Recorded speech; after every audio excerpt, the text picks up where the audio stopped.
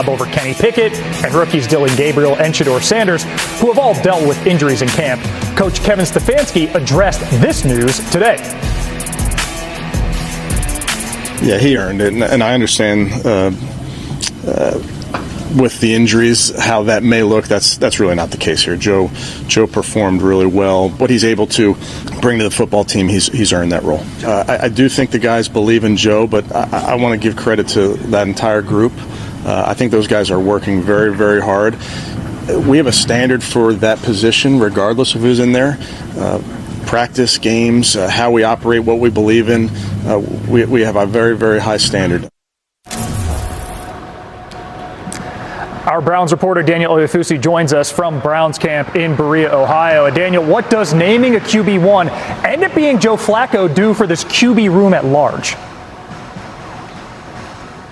Well, Phil, it means that there's clarity at the top of the depth chart for the Browns, but everything behind Flacco is still very much up in the air. Today, Coach Kevin Stefanski declined to name a backup to Flacco, and when I asked him if maybe there's an ongoing competition for that spot, he said that all these roles are not given out, they're earned. Now, keep in mind, last month, GM Andrew Berry said that it's very possible that they keep all 4 quarterbacks on the 53-man roster, and as we head into the final week of the preseason, it's important to note that Kenny Pickett returned to 11-on-11 drills today for the first time since injuring his hamstring. As Stefanski said, he's very much still excited about Pickett.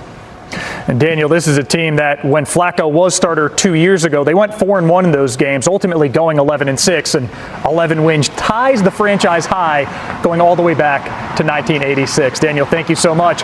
So Sam Acho, you sign one QB in free agency, you trade for another, you draft 2 more, and then ultimately go with the elder statesman of the bunch by, 10 years plus. Does the Flacco decision make sense to you? It does, but I don't think this competition is over. I understand that Joe Flacco can run the offense very well, but here's the issue. If this Cleveland Brown team gets down in a game and it's obvious past situations, you may see what happened in the 2023 playoffs when they played the Texans, when all of a sudden they're down by a couple scores, Joe Flacco takes a couple sacks, and now he's trying to get the ball out quickly. What's going to happen is if pass rushers, like when they played the Baltimore Ravens or other teams earlier in the season, get a chance to get to the quarterback and they can't move the ball as effectively because they're down in a game, Cleveland may look to go to a more mobile quarterback, and that could be both Shedeur Sanders or Dillon Gabriel. So I understand that Joe Flacco has been named the starter, but I believe that this competition is far from over. Well, it's not any surprise about who's starting in Cleveland. I think the real quarterback drama in Cleveland is who's going to be the backup quarterback in Cleveland. Everybody always expected that Joe Flacco would be the starting quarterback from the moment he signed with the Cleveland Browns back in April. And we can just prove that by pointing to the fact that Joe Flacco didn't play it down in a preseason game this summer, and he still was named the starting quarterback of the Cleveland Browns. And yet, the real interesting part of this is, what do the Browns do at the backup quarterback position? Do they go with Dillon Gabriel? Do they go with Shedeur Sanders? On their current depth chart, for whatever that's worth, and maybe they haven't changed it at all this summer, they have Joe Flacco listed as the starter. They have Kenny Pickett listed as second string. They have Dillon Gabriel listed as third string, and they have Shedeur Sanders listed as fourth string. Let's see what happens in the final preseason game, where I'm sure they'll give an opportunity to Dillon Gabriel and Shedeur Sanders to get a better idea of who might be higher on the depth chart come the start of the regular season. Mike, you heard Adam's analysis. There's intrigue and potential promise elsewhere in this depth chart. Kevin Stefanski won't name QB2. I'm going to ask you to name QB2. How should the Browns approach this? I would give each player a half. Dillon Gabriel and Shedeur Sanders, let them go compete this weekend. They both look good, but they both were hurt. So it's been an odd situation because Joe Flacco, as Adam alluded to, didn't play it down, but he was the only one of the 4 quarterbacks that wasn't hurt. I was actually really encouraged by both Dillon Gabriel and Shedeur Sanders when they were out there against the Panthers and the Eagles. Look, Dillon Gabriel had the 2 turnovers in fairness here, but I thought they were both encouraging. Let them go and compete, and let them compete every week. That's how you're going to get the best out of both of them. Yeah, Sanders was cleaner, but Gabriel had more yards per attempt, 7.9 for him as opposed to 6 even for Sanders. But these are the situations you create when you draft 2 QBs 50 picks apart.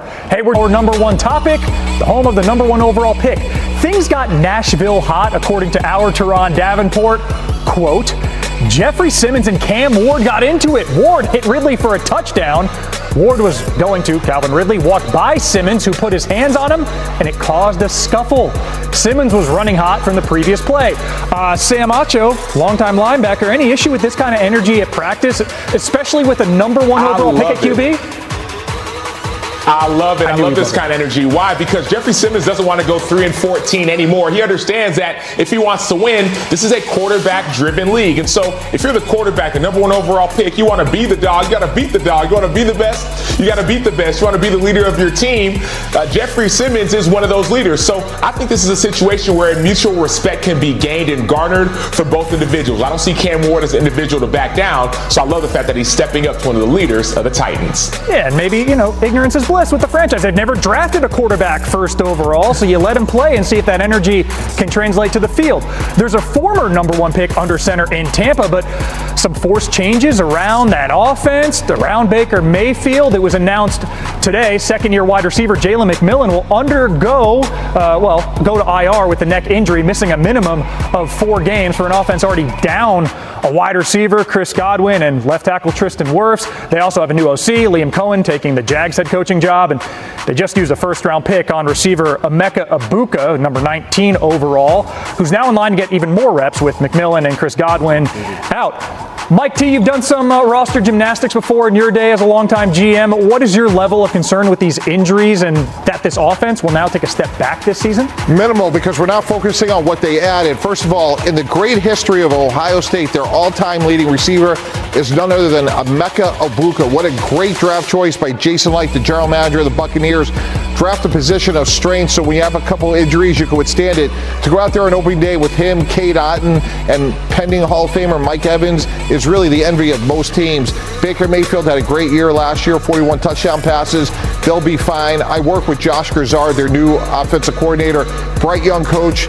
I don't think these are ideal situations, but they'll overcome them. And in truth, something of a loaded question, asking if they're going to take a step back. The 41 touchdowns for which Mayfield threw last season, only Joe Burrow had more in the NFL.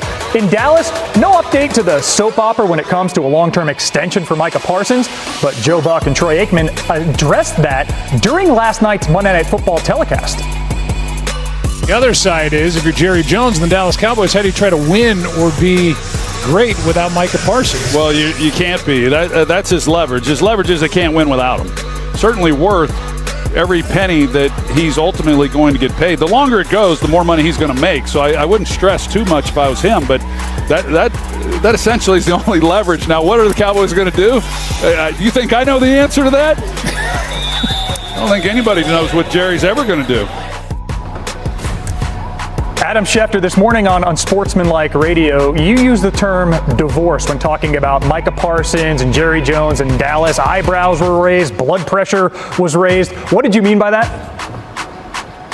Well, Phil, essentially the two sides have not had any contract negotiations since late March or early April. It certainly sounds like the Cowboys are disappointed in Micah. It sounds like Micah is disappointed with the Cowboys. And Micah's request to be traded, which he put out on social media a few weeks ago, spoke for itself. He laid it all out. Since then, you would have thought that Dallas would have gone to him to try to appease him to do a deal. Instead, all we heard about was Jerry saying he doesn't know if Micah will play in the opener due to his back tightness, and there's been zero contract discussion since then. And I want to correct Troy Aikman there, the rare occasion that I will ever have the opportunity to do that. He was talking about the leverage that Micah would have.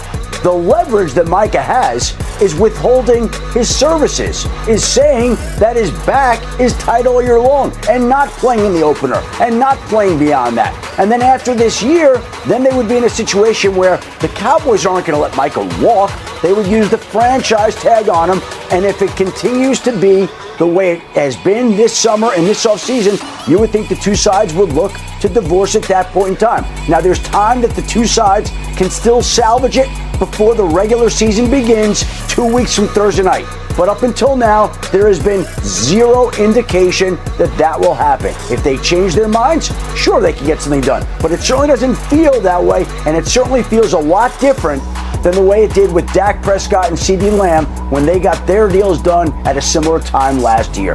That is a huge window of time. We're talking franchise tag 2026, and we're talking first game of the NFL season in 16 days.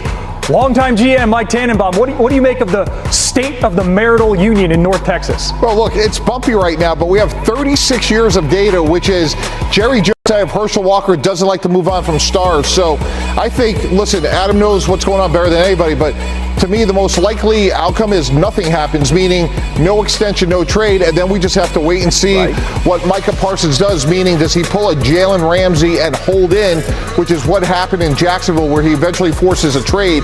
I just think we're weeks, if not months away, because I think Dallas would be extraordinarily patient if Micah Parsons withholds services.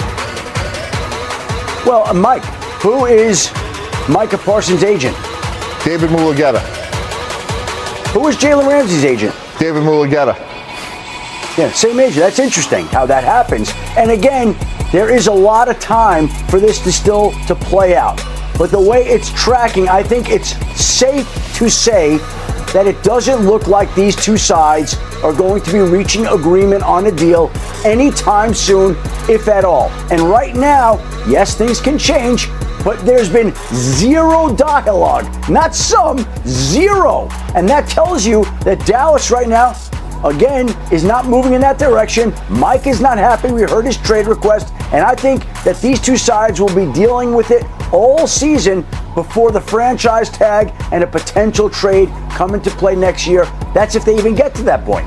Something that's not up for debate. This is an elite, extremely important player. 13 games last season, even with Parsons. Dallas needs him. They finished second for bottom in points per game allowed. Still ahead, Daniel Jones has been named Colts Week 1 starter over